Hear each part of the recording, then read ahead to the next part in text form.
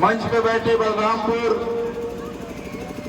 जिले के तमाम नेतागण, वरिष्ठजन, आप सभी का स्वागत अभिनंदन करते हैं। और हमारे सामने बैठे बलरामपुर सदर विधानसभा के, तुलसीपुर विधानसभा के, गैसगढ़ी विधानसभा के जितने भी हमारे नौजवान साथी, बड़े बुजुर्ग आए हैं, आप सभी का बहुत स्वागत अभिनंदन करते हैं।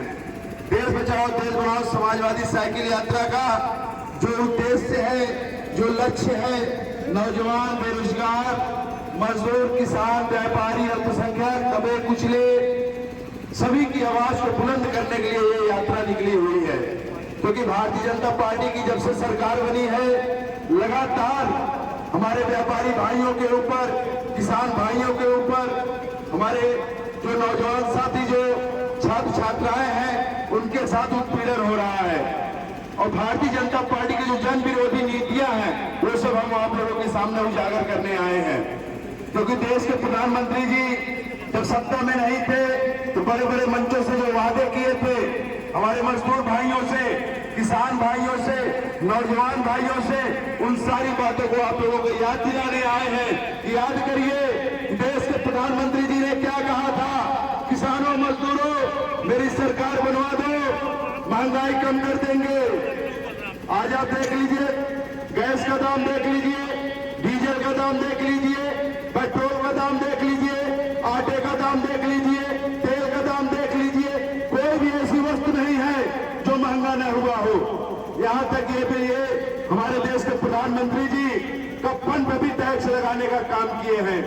जो छोटे नन्हे मुन्ने हमारे भाई बच्चे पढ़ते हैं, उनके कॉपी, पेंसिल, रबर और बैग पर भी टैक्स लगाने का काम अगर कोई किया है तो हमारे देश के प्रधानमंत्री जी ने किया है। उन्होंने कहा था, हवाई चप्पल पहनने वालों को मैं हवाई जहाज में बैठाऊंगा। अब तो आप उनके चप्पल से हवाई चप्पल भी निकलवा ले रहे हैं उनके पैर से। क्या वादा किए थे आप मोदी जी? उन्होंने कहा था, किसान भाइयों, मेरी सरकार बनवा दो, आपका जो लागत मूल्य है उसका दुगना लागत मूल्य दूंगा। किसी को नहीं मिला है और हमारे किसान भाई मजबूर होकर आत्महत्या कर रहे हैं। हमारे नौजवान साथियों के क्या सपना दिखाए थे, हर साल 2 करोड़ रोजगार देंगे। रोजगार देने की बात दूर रही, रोजगार अगर आप मांगने गए हैं, हमारे नौजवान साथियों के ऊपर लाठियां बरसी हैं। ये हमारे देश के प्रधानमंत्री जी किए हैं। सोचिए, अगर दिए भी तो क्या दिए, 4 साल की अग्निवीर योजना। आप लोग ध्यान से सुनिए, 4 साल में कोई आदमी कितना कमा लेगा, किसकी सपना पूरा करेगा वो नौजवान? अपना सपना पूरा करेगा, अपने भाई का पूरा करेगा, माता पिता का सपना पूरा करेगा। सारी चीजें महंगी होती जा रही हैं। अग्निवीर जैसी योजना लाके हमारे नौजवान साथियों के सपने को तोड़ने का काम अगर कोई किया है, हमारे देश के प्रधानमंत्री, झूठे प्रधानमंत्री नरेंद्र मोदी जी ने किया है। सोचिए, बाबा साहब भीमराव अम्बेडकर जी जो संविधान दिए हैं, हम और आप यहाँ खड़े होकर बात कर रहे हैं, उस संविधान के साथ खिलवाड़ होने जा रहा है। यही आगाज, यही निवेदन करने आए आप लोगों से, संविधान को बचा लीजिए, अपने बच्चों के भविष्य को बचा लीजिए। नहीं आने वाली पीढ़ियां अगर सवाल करेंगी, बच्चे जब सवाल करेंगे कि जब भारतीय जनता पार्टी के लोग अत्याचार कर रहे थे, बाबा साहब भीमराव अम्बेडकर के संविधान के साथ छेड़छाड़ कर रहे थे और क्या आरक्षण के साथ छेड़छाड़ कर रहे थे, तो आप लोग कहाँ थे? हमारे आपके पास कोई जवाब नहीं मिलेगा। इसलिए हम लोग सड़कों के माध्यम से 64 दिन से घर परिवार छोड़ के आप लोगों की लड़ाई लड़ने के लिए निकले हुए हैं। और आप लोगों का सहयोग चाहिए, क्योंकि भारतीय जनता पार्टी के लोग, उनके पास कोई कार्य नहीं है गिनाने का। अगर वो चुनाव जीतते हैं, हमारी आपकी आस्था के साथ खेलकर जीतते हैं। वो हमेशा हिंदू मुस्लिम की राजनीति करते हैं। ताकना मत, आपको हिंदू बना देंगे जब आप चुनाव आएगा, और जैसे आपकी बारी आएगी आपका, वो जैसे आपको विकास की बात आएगा, आपके अधिकार की बात आएगी, आपको जातियों में बांटने का काम करेंगे।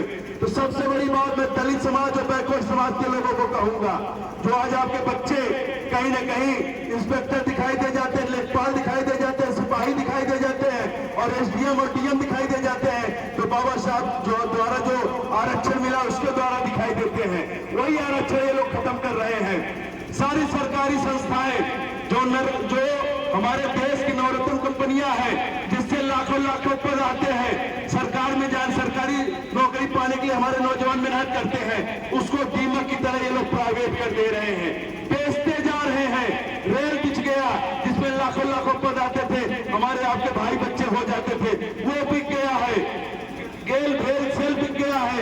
हवाई अड्डे बिकते जा रहे हैं, ढाक पे संविदा पे आपके बच्चों को नौकरी दी जा रही है। हमारे नौजवान साथी पैसा लाखों लाख लगा के किसान मजदूर अपने बच्चों को अपने खून और पसीने से पढ़ा के भेजते हैं दिल्ली लखनऊ पढ़ने के लिए, लेकिन उनके साथ क्या हो रहा है, कोई वैकेंसी नहीं आ रही है और नौजवान साथी मजबूर होकर आत्महत्या कर रहा है। उत्तर प्रदेश की हालत देखी जाए तो जात बिरादरी देख के थाने में न्याय मिलता है। जात पूछेंगे, आपका धर्म पूछेंगे, तब आपको न्याय मिलेगा, और नहीं तो फिर आपसे पैसा मांगने का काम किया जाता है। आप लोग कैसा यही सपना दिखाए थे मोदी जी, कहते देश को नहीं बिकने देंगे, देश को नहीं बिकने देंगे, बेच रहे खुद ही अपने आप को।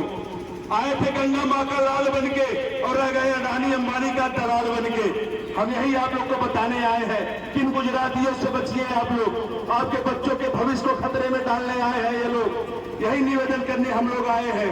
सारी बातें अभी और वक्ता लोग बताएंगे, लेकिन हम लोग जो चाहते हैं कि आज हमारा आपका लोकतंत्र खतरे में है, संविधान खतरे में है, और इसकी जिम्मेदारी हर एक नौजवान और आप जैसे बड़े बुजुर्गों के ऊपर है। जाइए आप लोग उस अंतिम झोपड़ी तक जाइए, हर जात बिरादरी के पास जाइए, चाहे अगड़े हो चाहे पिछड़े हो, किसी को रोजगार नहीं मिल रहा है, कोई आज खुश नहीं है। महंगाई इतना ज्यादा हो गया है कि गरीब आदमी अगर आटा ले रहा है तो दाल नहीं ले पा रहा है, अगर वो चावल ले रहा है तो तेल नहीं ले पा रहा है। 35 करोड़ ऐसे लोग हैं जिनके सर पे छत नहीं है, और 25 करोड़ ऐसे लोग हैं जो एक टाइम केवल भोजन करते हैं। ये गरीबी दूर करने नहीं आए हैं, ये गरीबों को दूर करने आए हैं। इस बात को आप लोगों को समझना होगा। आज हमारे देश की ये स्थिति हो गई है, जातिवादिता फैला दिए हैं। आज हमारे आपके बीच हर एक जात के एक नेता पैदा हो गए हैं, और भारतीय जनता पार्टी का जो भी नेता दूसरे बिरादरी वाले सपोर्ट करते हैं, ये जान लीजिए वो आपके लिए कभी नहीं काम करेंगे। वो केवल भारतीय जनता पार्टी के लिए काम करेंगे और अपने बिरादरी का वोट आपसे मांग के और आप उनको जिताने का काम करेंगे। वो केवल अपने अपने बच्चों का पालन पोषण करते हैं, ये बात आप लोग समझ लीजिएगा। चाहे वो केशव प्रसाद मौर्य हो, चाहे वो डॉक्टर संजय निषाद हो, चाहे वो अनुप्रिया पटेल हो, जो भी भारतीय जनता पार्टी का अगर सपोर्ट करता है तो बैकवर्डों और दलितों के हित की लड़ाई कभी नहीं लड़ सकता है, कभी नहीं लड़ सकता है। वो कभी सदन में आवाज नहीं उठाएंगे, आपके आरक्षण और आपके संविधान की बात कभी नहीं उठाएंगे। इसलिए हम आप लोगों को बताने हैं, जातिवादिता में मत जाइएगा। ये लोग यही राजनीति करते हैं, अलगाववादी की राजनीति करते हैं, भाई से भाई को लड़ाने का काम करते हैं, जात को जात से लड़ाने का काम करते हैं, धर्म से धर्म लड़ाने का काम करते हैं। इन सब से आपको बचना होगा। देश के प्रधानमंत्री जी अपने कुर्सी के लिए कुछ भी कर सकते हैं। अभी पुलवामा हमला करा के फिर से प्रधानमंत्री बन गए, अभी फिर चुनाव आएगा, फिर वो ऐसा कोई प्रोपोगेंडा लाएंगे कि हमें आपको बांटने का काम करेंगे। लेकिन आप लोग बटिएगा मत, आप लोग विकास की बात करिएगा, रोजगार की बात करिएगा, और ये तब संभव होगा जब हमारे देश के प्रधानमंत्री जैसे अखिलेश यादव जी होंगे, तभी जाके होगा। समाजवादी विचारधारा एक समता मूलक समाज की हमेशा सोचती है, सबको समान भाव से देखती है। अखिलेश यादव जी अगर 18 लाख लैपटॉप दिए थे, केवल यादव वर्ग को नहीं मिला है, हर जात के लोग पाए हैं, और सभी आज उसका यूज कर रहे हैं, उससे पैसा भी कमाने का अपना रोजगार काम कर रहे हैं।